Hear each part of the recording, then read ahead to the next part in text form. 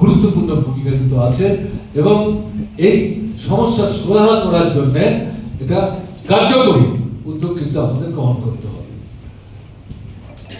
এটা একটা অত্যন্ত গুরুত্বপূর্ণ দিক এবং এই যে দাবি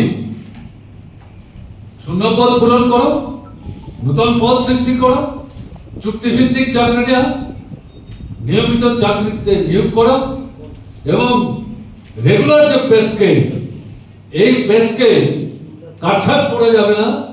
রেগুলার পে স্কেলেই সবাই যাতে মাসের পর বেতন ভাতা ইত্যাদি পায় তার ব্যবস্থাটা নিশ্চিত করতে হবে।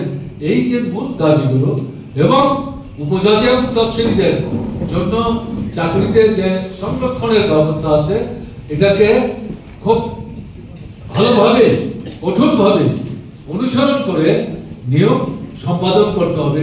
এই ভোটাচারের যে বিষয়, এই বিষয়কে সামনে রেখে এই যে আন্দোলনটা, এই আন্দোলনটা কিন্তু সংগঠিত করতে হবে।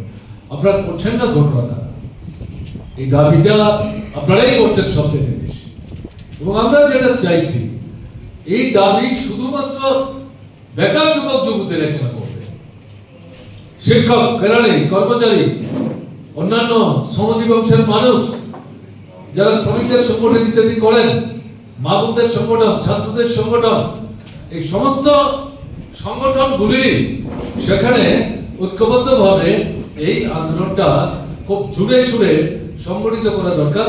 কিন্তু